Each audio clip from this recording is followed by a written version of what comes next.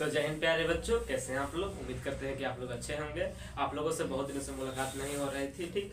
तबीयत थोड़ा सा खराब था, लेकिन अब हम लोग आपके लिए एक नया सीरीज लेके आए हैं, जिससे में हम लोग जिसमें हर सब्जेक्ट का 55 को क्वेश्चन 55 सेट लगाएंगे, ठीक। हर सब्जेक्ट का टोटल क्लास 10th का सिलेबस का आपका क्वेश्चन होगा। Hindi, English, math, Sanskrit, history, geography, economics, सब चीज़ का, ठीक। टोटल क्लास 10th का इस जो क्वेश्चन है ना, सीरीज है ना, क्वेश्चन का सेट लगभग 10 से 15 क्वेश्चन हर सेट में रहेगा। हर सब्जेक्ट का 55 सेट लगाएंगे हम लोग, ठीक। अगर आप लोग इस पूरा सीरीज को देख लीजिएगा ना, तो आपका एक भी प्रश्न नहीं छूटेगा, ठीक। और सब क्या होगा, सब्जेक्टिव प्रश्न। ऑब्जेक्टिव के लिए संडे के संडे आपको कराएंगे। एक दिन में पूरा एक अति सिलेबस समाप्त करेंगे। जैसे अगला संडे का आपका होगा फिजिक्स का महामैराथन का ऑब्जेक्टिव, जिसमें जितना भी फिजिक्स का ऑब्जेक्टिव बनता है पूरा उस संडे को कराएंगे। फिर अगला संडे को होगा केमिस्ट्री का, और फिर हर सब्जेक्ट का उस प्रकार से कर देंगे, कंप्लीट हो जाएगा, ठीक। ऑब्जेक्टिव सारा वैसे कंप्लीट हो जाएगा।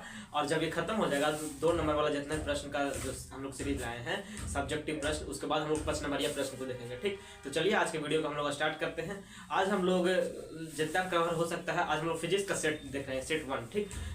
लगभग 10 से 15 प्रश्न है। आज चलिए शुरू करते हैं। आज का हमारा पहला प्रश्न देखिए आप लोग, रेलवे सिग्नल में लाल रंग का उपयोग क्यों किया जाता है। आप लोग जब भी रेल पे जाते होंगे या फिर रेलवे फाटक के पार करते होंगे, तो आप लोग देखते होंगे कि रेलवे सिग्नल में लाल रंग का उपयोग किया जाता है। फिर रोड पे भी आप लोग ट्रैफिक लाइट में देखते होंगे लाल रंग का उपयोग किया जाता है। आखिर लाल ही रंग का उपयोग क्यों किया जाता है। खतरे के लिए भी लाल रंग का उपयोग किया जाता है। इस क्वेश्चन को बदल भी सकते हैं कि खतरे के लिए लाल रंग का उपयोग क्यों किया जाता है, रेलवे सिग्नल के लिए लाल रंग का उपयोग क्यों किया जाता है, या फिर संध्या के समय या सुबह के समय, शाम के समय या सुबह के समय सूर्य हमें लाल क्यों दिखाई देता है। ये प्रश्न को कई प्रकार से पूछा जा सकता है, ठीक। तो इसका जवाब मात्र एक ही होगा, क्यों, क्योंकि लाल रंग का तरंगदैर्ध्य सबसे अधिक होता है।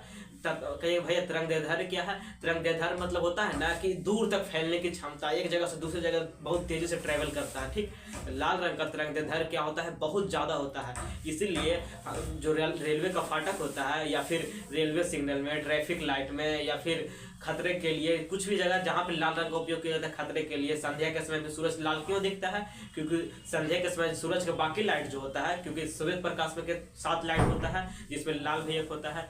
बाकी लाइट का तरंगदैर्ध्य कम होता है, नहीं उतना फैल पाता है, लेकिन सूरज का जो लाल रंग होता है ना, लाल रंग तेजी से फैलता है, सबको ठीक दिखाई देता है। इसलिए हम लोग क्या करते हैं, लाल रंग का उपयोग करते हैं खतरे के लिए भी, रेलवे फाटक के लिए भी। लेकिन यहाँ पे स्पेशली पूछा गया रेलवे फाटक के लिए, ठीक। तो आंसर यही होगा, रेलवे फाटक में लाल रंग का उपयोग क्यों किया जाता है। रेलवे सिग्नल देखिए, रेलवे सिग्नल में लाल रंग का उपयोग क्यों किया जाता है, तो लिखेंगे रेलवे सिग्नल में लाल रंग का उपयोग किया जाता है क्योंकि लाल रंग का तरंगदैर्ध्य सबसे अधिक होता है। क्या होता है, लाल रंग का तरंगदैर्ध्य क्या होता है, सबसे अधिक होता है। और यह धुंध कोहरा में भी आसानी से दिखाई देता है।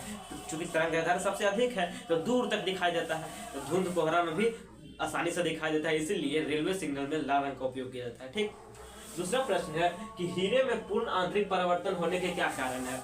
दूसरा प्रश्न है आपका, अगर समझ में आ गया है तो फटाफट इस वीडियो को शेयर कर दीजिए। क्वेश्चन नंबर 1 समझ में आ गया तो फटाफट इस वीडियो को शेयर कीजिए। हम मात्र आपसे 2 चीज चाहते हैं। ये पहला कि आप शेयर कर दीजिए, क्योंकि ये जो सीरीज आया है इसमें सभी सब्जेक्टिव क्वेश्चन होगा। ऑब्जेक्टिव संडे का संडे होगा आपका पूरा सिलेबस का ही, जैसे फिजिक्स सिलेबस, केमिस्ट्री सिलेबस, और फिर बाद में सब्जेक्टिव 5 नंबरिया का प्रश्न देखेंगे, ठीक। तो आप लोग अगर पूरा अभी तक थोड़ा बहुत भी पढ़े थे, अगर पूरा सीरीज देख लेंगे ना, तो आपका एक भी प्रश्न परीक्षा में नहीं छूटेगा, ठीक। देखिए दूसरा प्रश्न क्या है, हीरे में पूर्ण आंतरिक परिवर्तन होने के क्या कारण है। तो आप लोग समझिए, हीरे में पूर्ण आंतरिक परिवर्तन क्यों होते हैं। आप लोग ध्यान से देखिए, हीरे में पूर्ण आंतरिक परिवर्तन होता क्यों है। इसका कारण है हीरा का सतह। हीरा जो होता है ना, आप लोग जानते होंगे अपवर्तन के बारे में, सबसे ज्यादा अपवर्तन किसमें होता है, हीरा में होता है। आप लोग पढ़े होंगे, हम आपको पढ़ाए हुए थे कि अगर थोड़ा बहुत भी पढ़े होंगे क्लास 10 का पूरा सिलेबस आज तक, तो आपको पता होगा कि सबसे ज्यादा अपवर्तन किसका होता है। अपवर्तनांक हीरे का अपवर्तनांक 2.42 होता है, सबसे ज्यादा अपवर्तनांक हीरे का होता है, ठीक।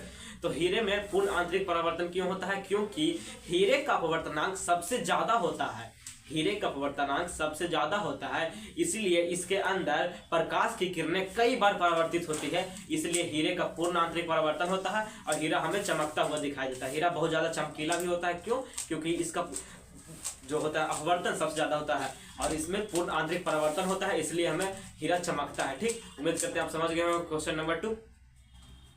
अब हम लोग समझते हैं क्वेश्चन नंबर 3 क्या है, कि सूर्य के 2 घटकों का नाम लिखा। क्वेश्चन नंबर 2 समझ गए ना, क्या हुआ कि हीरा का पूर्ण आंतरिक परावर्तन क्या होगा। अभी ये मत ध्यान देखिएगा कि पूर्ण आंतरिक परावर्तन, भैया इसका मतलब क्या होता है पूर्ण आंतरिक परावर्तन।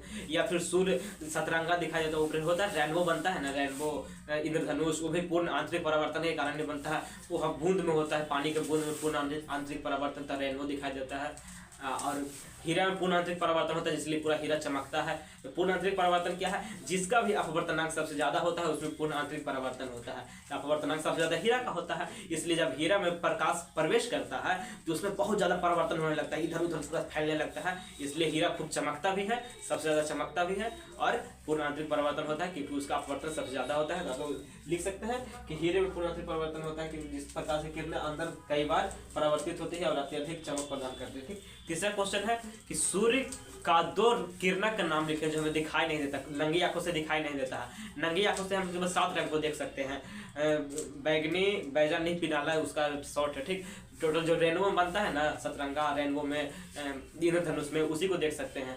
अब सूर्य का 2 किरण का नाम लिखना है जो हमें दिखाई नहीं देता है। तो कौन कौन होगा, पहला होगा अल्ट्रावायलेट रे यानी कि परावैंगनी किरण, दूसरा होगा इंफ्रारेड रे। आप लोग इंफ्रारेड कैमरा के बारे में सुने होंगे, इंफ्रारेड रे इसको हिंदी में क्या कहेंगे, अवरक्त किरण। ठीक, क्या बोलेंगे, अवरक्त किरण। पहला हो गया परावैंगनी किरणें, दूसरा हो गया अवरक्त किरणें। तीनों काफी महत्वपूर्ण प्रश्न है, बहुत ज्यादा महत्वपूर्ण प्रश्न है। सारा जितना भी प्रश्न इस सीरीज में आ रहा है ना, सभी बहुत महत्वपूर्ण, या तो परीक्षा में पूछा जा चुका है या तो परीक्षा में आने वाला है। सभी प्रश्न एकदम कंफर्म है, या तो परीक्षा में कभी पूछा जा चुका है बोर्ड द्वारा या फिर परीक्षा में आने वाला है सभी प्रश्न। ठीक, समझ गए कि 2 किरण का नाम लिखे जो सूरज का जो हमें दिखाई नहीं देता, 2 घटक का नाम। पहला हो गया अल्ट्रावायलेट रे यानी परावैंगनी किरण, दूसरा हो गया इंफ्रारेड रे यानी कि अवरक्त किरण और परावैंगनी किरण। ठीक, तो फटाफट क्या कीजिए, इस वीडियो को लाइक कर दीजिए और फटाफट अपने दोस्तों के पास शेयर कर दीजिए। जितने भी दोस्त आपके क्लास 10th में हैं सभी के पास फटाफट इस वीडियो को शेयर कर दीजिए।